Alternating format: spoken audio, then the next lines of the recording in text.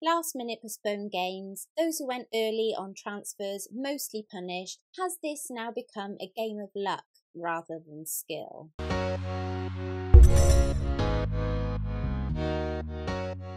Hi guys, I'm Lynn and welcome back to the home of FPL videos. With so many games called off in game week 17 and 18, it was definitely interesting last week. So let's take a look at how I got on during last week's fixture mess. Game week 17 dealt me another goalkeeper blow as David De Gea missed out. Instead of wanting to pile my cash into Ramsdale, I decided to go a little cheaper in Gaeta. Also, not wanting to curse Ramsdale. Unfortunately, the Crystal Palace fixture was pulled and I was left with no keeper anyways. My luck with goalkeepers this season has been absolutely shocking. Like, so bad. Trent scored a wondrous goal that's seen 11 points added to my team total. Whilst Chelsea conceded, James did at least deliver something finally with an assist, nabbing all 3 bonus points. I didn't choose to start Livramento. He came in for Dennis, who also had his game pulled. 2 goals conceded and a yellow card for Livramento meant absolutely nothing.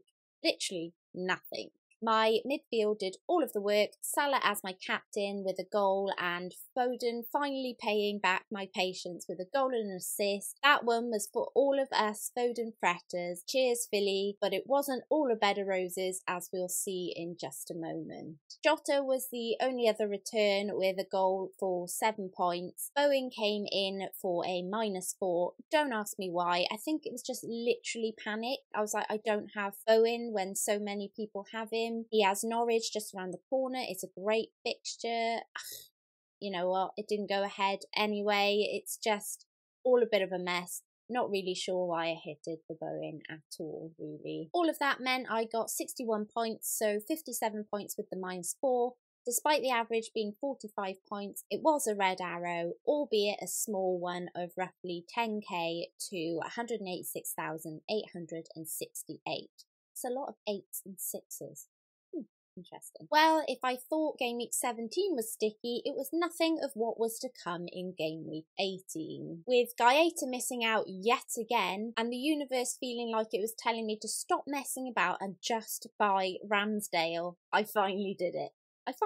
I used my free transfer to get my Arsenal man. I'm an Arsenal fan. I've wanted this guy all season but haven't wanted to break him. Unfortunately, what I feared would happen came to fruition. I was worried that I would break Arsenal defence, and well, to be honest, as I can't say I did completely because we were still pretty good in defence, they did concede a pointless penalty, one that Rammers could do absolutely nothing about, so just the 2 points from him. A little disappointing because had I have done it last game week, I potentially wouldn't have taken a -4 this week and I would have got his clean sheet last week too. In defence, Trent conceded early doors to a rare Kane goal, but did manage another assist, his 8th of the season for 7 points towards my team total. The Chelsea defenders finally kept a clean sheet, something that I've been waiting for since game week 12. Rude Boy picking up a yellow to see him 1 point less than James on 6 points. We had the best version of Cancelo though back at least.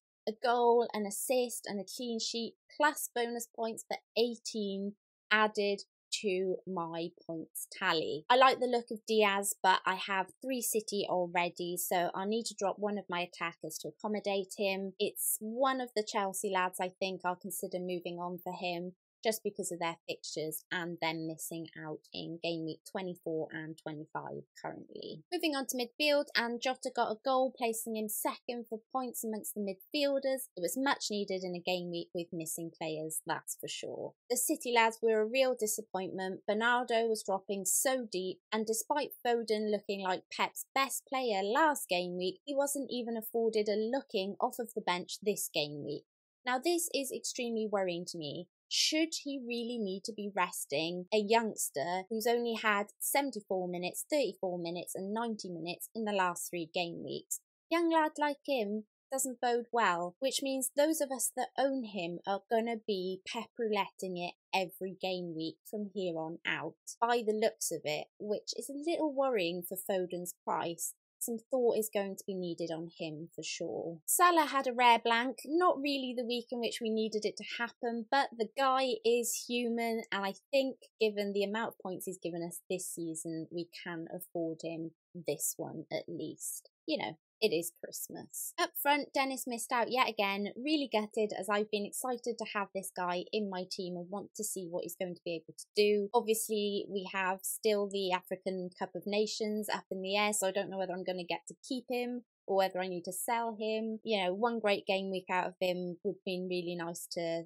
got a couple more before he potentially goes, if he goes at all. Talking of excited, I was mad excited when I was given the opportunity to get Lacazette in my team as a short-term punt when West Ham's fixtures got pulled. Wasn't quite as keen to be selling Antonio in that transfer, but I wanted Arsenal tack, and Arsenal's fixtures felt like the safest fixture to invest in last game week, especially as I was one of the lucky ones who hadn't made an early transfer and could wait to see if that match was on. However, with not wanting to sell Bowen, it ruled out Odegaard, Saka, Martinelli and Emile Smith-Rowe, meaning if I wanted an Arsenal attacker then it would be Antonio to Lacazette. Whilst I can't complain, he did get given a controversial assist. He really should have had more, like really should have had more, and it was agonising watching Saka, Martinelli and then Emile Smith-Rowe off of the bench easily tuck away all of their chances when Laka had a plethora of chances and couldn't finish any of them. With Norwich potentially up next if the Prem continues, as I'm recording this Monday morning, I don't yet have that information. I hope that if the game goes ahead, Lacazette can finish where he did not against Leeds. My three top scorers in Game Week 18 were Christmas Celebration Cancelo with 18 points, Jingle Bells Jota with 7 points, and equaling Jota's 7 points, Tinsel Man Trent.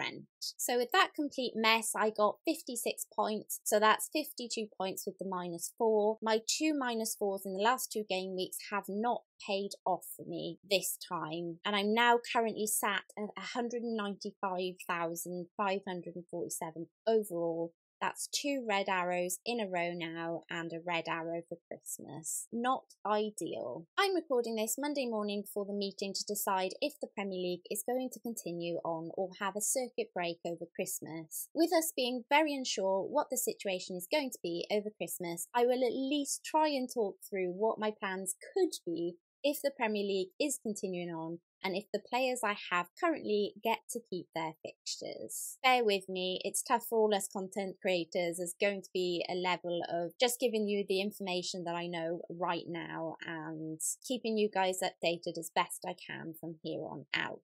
Okay, so this is how I'm currently lining up in Game Week 19, as you'll see currently on the screen. We're yet to hear if the Norwich-Arsenal game is going to go ahead because of the ill players on the Norwich side. As we don't know who they are or when they went into isolation, there is still some confusion over whether or not this game can go ahead. We're also unsure if the United-Newcastle game will be played out. Either way, I know one thing is for certain: if neither of my keepers don't have a fixture, I'm not changing them this week. I will go without. I cannot deal anymore with swapping and changing my goalkeepers. Literally, Ramsdale and De Gea are staying as long as I can possibly go with having them, unless they're blanking for several game weeks in a row. I will keep them in, and one of them will get dropped eventually to a cheaper goalkeeper to invest my funds further upfield, but hopefully I'll know a bit more information on which one that should be in the next coming game weeks. As for the rest of my team, should the current rules based on the teams that have needed to isolate stand, then I could be down a lot of players. Watford, Man City, Arsenal and Chelsea all could be called off based on either their teams or the teams they're facing needing to isolate. It's an absolute mess. Only Everton, Crystal Palace, Tottenham, Burnley, West Ham, Southampton, Liverpool and Leeds are currently a possibility to go ahead. That's 4 fixtures. That is bearing in mind they don't get any new cases in those teams that are currently able to go ahead. The others we will just have to wait and see based on their circumstances. Now, if none of the other teams end up playing because of their circumstances, then the best I could have is 5 players playing. That is a massive hit, and it's basically like facing a blank game week without any preparation or planning whatsoever. What I now know is taking a hit the past 2 game weeks hasn't helped me whatsoever. I'm not hits adverse at all, and they've paid off for me a lot in the past. I think mainly this particular time it's been a complete lottery, and I have been extremely unlucky. I will try my hardest not to take a hit on Boxing Day, especially if that many teams are out. Then there will be a lot of FPL managers who will have got in players this game week that we're playing that will not be playing on Boxing Day. So in a way, there'll be a lot of us in a similar boat, and it's a big lottery as to who you choose and if they're going to be well and if they're going to be able to perform. So it's all very much up in the air. However, I'm not going to rule out a hit. I think the only time I will hit is if 1 or 2 of my vital players are missing. Then I think a hit to try and accommodate somebody like Son could be worth it based on the fixtures ahead. So for instance, Foden could become Son and Bilver could become Odegaard or Martinelli for a -4 to accommodate it. But of course that would all be on if Arsenal are playing and if City are missing out. I'm also keen to move off of Chelsea defence currently, so if they miss out, I may look to use one of my transfers there. But what I am going to try and do is minimalise the hits, because all of the teams that are missing out now currently will need to replace their fixtures somewhere. So that means a lot of these players that we've enjoyed points from that are in form may well be having a double game week not too far around the corner. So just bear that in mind whilst you're chasing the fixtures directly ahead of you. I won't lay out my plans for the next 3 game weeks like I usually do before Christmas, because there's just too much that can happen out of my control here, and well, I don't have any plans currently except to take every game week as it comes and hope that it doesn't hurt too much, and target Spurs with their nice fixtures and possible triple game week. So I will, as always, keep you guys updated on my potential transfers and my team selection on my social media. Link is in the description below. At the moment, my captaincy is on Salah. Obviously blanked last game week, it's not ideal, but if he's still here and there's no more talk of African Cup of Nations, I just want to try and stick with as much safety as possible, and with Salah you feel kind of safe, and if his game is going ahead over other players in my team, then I will be keeping the captaincy on him for the foreseeable. As I'm recording this Monday, there's not much use in me covering the trending transfers, as so much can and will change during the week based on which fixtures go ahead. But if you want to keep up to date with them, you can do so on the Fantasy Football Fix website. I'm really praying that in the new year we'll be able just to get back to some normality with our content for you guys. And that's it, you guys. Thanks for watching. I hope you have an amazing Christmas, and I'll be looking what to do to make the channel more interesting for you all, so please do keep me posted with things you like, dislike, and what you'd like to see me cover. Before you go, please check out the sponsors of this video, fantasyfootballfix.com. And yet again, if you'd like to help me reach 7k subs, please like, share, hit that notification bell and subscribe for more FPL videos. Until next time, Lynn out.